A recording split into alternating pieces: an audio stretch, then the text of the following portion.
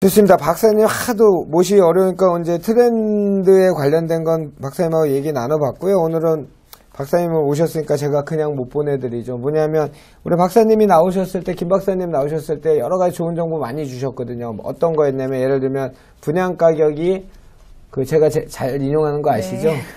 어떤 수치 이상 됐을 때 용인할 수 있는 금액, 그 이상이 되면 시장에서 용인하지 않는 금액, 이제 이런 얘기를 하는데, 자, 김 박사님 오셨으니까 자주 못 나오시니까 제가 오늘 주제가 아닌 다른 것 좀 더 여쭤볼게요. 제가 원래 싹 다 빼서 알려드리니까요. 자, 가장 큰 문제는 일단은 부동산 17년 부동산 시장 전망 많이 하셨을 테니까 지금 크게 대외적인 변수와 대내적인 변수로 나눠지는데, 일단 가장 센 놈이 공급 과잉 문제인 것 같아요. 네.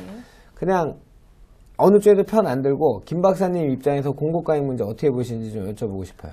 공급 과잉에 대해서 공급 과잉이 아니다라고 자신 있게 말할 수 있는 사람은 아마 지금 국내 부동산 전문가 중에도 그 어느 누구도 쉽게 내릴 수 없는 판단인 것 같고요. 공급 과잉에 대한 것보다는 이제 그 공급 과잉에 대한 조정 과정을 어떻게 가져갈 것인가에 대한 것을 선제적으로 좀 고민을 해야 될 것 같고요. 그런 선제적인 고민과 대응이 이제 우리가 얘기하는 그런 주택시장의 위험 요인을 조금이라도 줄일 수 있는 그런 가능성을 주지 않을까 싶습니다. 근데 다들 아시다시피 지금 주택시장의 긍정적인 요인보다는 부정적인 요인이 훨씬 많고, 금리 인상이나 가계부채 문제, 그리고 여러 가지 이제 소비자 물가의 상승에 따라서 이제 점점 소비를 줄이는 그런 상황에서 이제 주택시장에 대한 그런 기대감이 조금 상실되어 있는 상태라고 보고 있기 때문에, 네.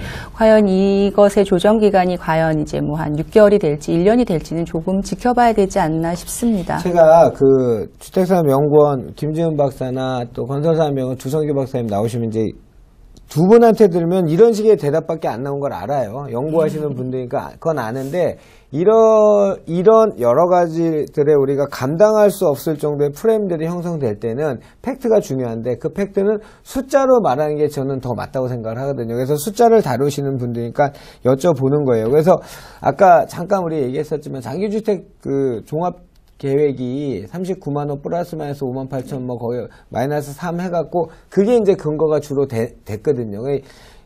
제 1기 장기주택 종합계획에는 플러스 마이너스 편차가 없었어요. 그냥 32만인가 34만 호였고, 그렇게 되면 제일 많으면 56만 호, 제일 지금 한 18만 호 정도 이 편차가 생기는 거죠. 플러스 마이너스니까. 근데 제가 박사님한테 여쭤보고 싶은 거는 이제 단연간 이 숫자와 지표를 모으셨잖아요. 근데 지금 모든 전문가들이 얘기하는 거는 예전과 비교했을 때 굉장히 많이 공급이 됐다, 거래량이 많다, 지금 14, 15, 16 거래량으로 했을 때 한 350만 거가 거래가 됐다, 이런 공포 프레임을 자꾸 만든다는 거죠. 근데 제가 이제 그분들한테 얘기하는 거는, 만약에 그런 숫자를 하려면 2001년부터 16년까지 예를 들어 1기 장기주택 종합계획이 필요한 게 32만이었는데 지방이나 수도권이나 그 수량이 전혀 공급이 안 됐었단 말이죠. 예를 들면 그러면 그걸 감해서 해야지, 지금처럼 마치 낙폭이 큰 기저효과로만 이게 너무 심하니까 이렇게 주장한 건 저는 옳지 않다고 저는 개인적으로 보거든요. 박사님 어떻게 보세요?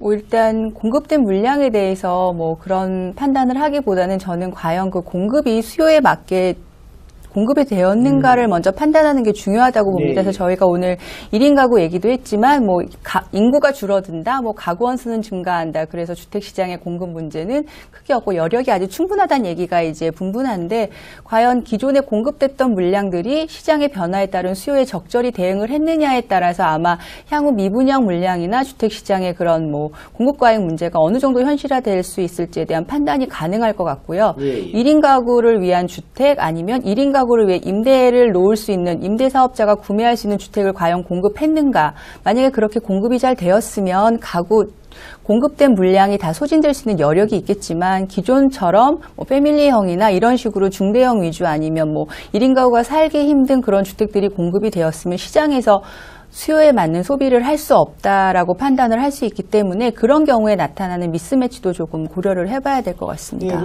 박사님 말씀 저는 100% 인정하고 이해는 하는데, 제가 이제 박사님한테 뭐 박사님하고 토론하러 오늘 모신 건 아니고 정보 얻으려고 모신 거니까 저는 이제 오셨으니까 더 여쭤보고 싶은 것들은 그런 거죠. 예를 들면 저는 이게 외생 변수는 우리 97년, 98년, 그다음에 2007년, 그다음에 2011년, 2018년 큰 경제 위기들이 다 있었던 주기잖아요. 근데 2007년의 경제 위기를 얘기한 사람은 11년을 얘기해요. 10년 주기설을 얘기해요. 그러면 18년에 이제 문제가 생겨요. 그죠? 그 사람들 얘기면 30개월 주기설 얘기한 분들은 이제 올라갔으니까 조금 떨어지고 다시 올라가야 되고. 근데 이제 모두 자가당착처럼 자기 논리에 맞춘다는 얘기죠. 무슨 얘기냐면 사실은 아직도 진폭이 있는 경제 위기는 2011년 유럽발 재정위기가 아직 해소가 안 됐잖아요. 브렉시트도 지금 되고 이래 외생 변수로만 얘기했을 때. 그 뭐든지 이제 전문가라는 집단이나 그룹에서 프레임 만드는 것들이 그 뭐라 해죠? 포비즌이라 그러나요? 하여튼 공포 마케팅을 자꾸 하는 거에 대해서 지금 말씀을 드리는 거거든요. 네. 예, 박사님 얘기하신 것처럼 지금 저는 그거보다는 외생 변수는 제가 참 이 얘기 먼저 드릴게요. 제가 몇 번 말씀드렸는데 제가 이제 이 전문가들 박사님처럼 이런 분들 모시니까 대응하기 위해서 알기 위해서 97년도부터 그 기사를 그 라이브러리라는 그 거기에 보면 기사가 다 스크랩이 돼요. 그래서 키워드를 하나 넣으면 그때부터 기사가 쫙 다 나와요. 그래서 했는데 너무도 놀랍게 그게 거의 일치해요. 이 패턴 자체가. 그래서 저는 항상 역사란 늘 끊임없이 과거와 대하는 거를 굉장히 믿는 사람 중에 하나거든요. 말씀하신 것처럼 저는 외생 변수보다는 수급의 문제인 것 같아요. 수급의 문제. 그러니까 공급이 많은 지역은 당연히 가격이 떨어지는 거고, 대구가 예전에 대구 경북이 분양의 무덤이었었어요. 네. 공급이 너무 많았으니까. 근데 공급이 없다 보니까 대구 지금 한 40% 올랐죠. 한 몇 년 사이에. 네. 근데 그런 것처럼 이거는 저는 공급 과잉이 아니라 보거든요. 저 개인적으로는요. 글쎄요, 공급 과잉이다 아니다라는 판단을 내리는 것보다 말씀하신 것처럼 공급이 부족했던 지역에서 미분양의 무덤이라고 불리던 대구에서 최근 얼마간 놀라운 주택 가격 상승을 기록했는데 작년부터 또 하락세로 돌아섰죠. 그럼 과연 이제. 왜냐면 유입 인구가 없었잖아요. 그럼 대구에. 과연 말씀하신 주기설처럼 몇 년이 되니까 어느 정도 공급이 되니까 이렇게 주택 가격의 하락으로 올까라는 거에 대한 판단을 고민을 먼저 할 수 있을 것 같고, 그래서 지금 공급 과잉이다 아니다를 떠나서 어느 정도의 조정은 충분히 있을 것 같습니다. 그건 맞습니다. 예. 그러니까 근데 그 조정이 과연 어느 정도 우리가 정말 그 글로벌 금융위기처럼 그만큼의 낙폭을 가져오는 위기가 될 것인지 아닌가에 대한 고민을 하면서 뭐 예전 10년 주기설을 얘기한 건 학습 효과나 여러 가지 것들이 지금 주택시장에 이제 많이 얘기가 나돌고 있는데, 어쨌든 지금 이제 2014년, 15년 공급됐던 물량들에 대해서는 지역별로 공급 조정의 시간을 거치면서 가격 하락을 보이는 지역도 있을 것 같고요. 그럼요. 뭐 서울이나 이런 곳 재건축, 재개발 중심으로 이제 조금 뜨거웠던 지역들은 그래도 여전히 그 열기를 조금씩 그래도 미지근하게나마 지속되어 가면서 서울시장은 조금 유지를 하지 않을까 싶고요. 아까 그 이제 시세 대비 분양가 말씀하셨는데 제가 잠시 살펴봤습니다. 그러니까 2016년 상반기에는 한 118% 정도였는데 2016년 하반기 보니까 이제 한 125%로 조금 상승을 했더라고요. 그래서 이제 조금 아직 분석이 끝나진 않았지만 제가 이제 개인적으로 판단을 해보니까 2016년 하반기에 서울에서 이제 재건축 분양이 굉장히 많았습니다. 그런 재건축 분양 물량에 대한 분양 가격이 기존 이제 분양 시장보다 조금 이제 높게 나타난 게 아닌가라는 판단을 했고, 어쨌든 2016년 하반기 분양 시장이 조금 2016년 상반기보다 조금 좀 뜨거웠었다라는 가격적인 측면에서는 시장 분위기는 전체적으로 이제 위험에 따른 그런 뭐 위험에 따른 안정적인 모습을 보였지만 가격적인 측면에서는 조금 뜨겁지 않았나라는 판단을 할 수 있었습니다.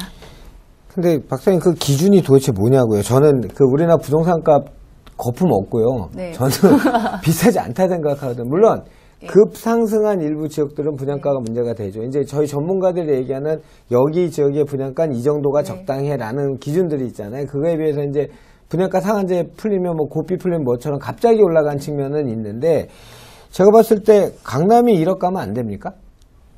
글쎄요, 그건 개인적인 생각이기 때문에 그것을 강남이 1억 가면 안 아니, 됩니까라고. 제가 우리나라 분양가 이렇게 말한 것처럼 고분양가라 생각을 하시냐는 글쎄요, 질문이에요. 근데 그거에 대한 고분양가 맞다 아니다라는 판단을 제가 여기서 개인적으로 말씀드리기는 좀 곤란한 것 같고요. 물론 그 가치 대비 그 분양가의 상승은 뭐 충분히 있을 수 있다라고 봅니다. 하지만 그 강남의 특정 지역의 분양가 상승이 가져오는, 그래서 정부에서 이제 11.3 대책에서 규제를 했던 것처럼 특정 시장의 그런 뜨거워지는 그런 열기가 이제 여러 지역으로 확산되는 과정에서 나타나는 그런 여러 가지 이제 요인들 때문에 정부에서 정책적으로 규제를 하고 있기 때문에 뭐 글쎄요, 강남 지역의 1억 분양가 1억 원에 대한 그런 논란에 대해서는 글쎄 어떤 확답을 드리기가 좀 애매한 것 같은데요. 그러실 줄 알았어요. 그리고 박사님이 연구 그쪽에 기관만 아니시면 훨씬 더 재미있고 좀 세게 여쭤보고 싶은데 또 그 신분 특성상 그렇게 못하시는 것 같고, 하여튼 박사님 간간히 나오셔갖고 이렇게 좋은 그 연구하신 거 있고 이러면 저희 시청자를 위해서 늘 좀 부탁을 확 풀어주셨으면 감사하겠습니다. 어쨌든 주택시장이 많이 변화하고 있고, 오늘 뭐 제가 말씀을 드리긴 했지만 1인 가구를 위한 주택 상품보다 다양해져야 될 것 같고요. 건설사 측면에서도 좀 다양하게 산업적으로 접근을 한다면 공급 과잉이다 아니다라는 우려를 떠나서 산업적으로 튼튼해지면 뭐 주택 팔리는 건 문제가 되지 않겠죠. 그러니까 보다 건설사 스스로도 다양한 상품으로 무장해서 시장이 위험해지는 상태에서도 굳건히 그런 매출을 올릴 수 있는 그런 구조가 되었으면 좋겠습니다.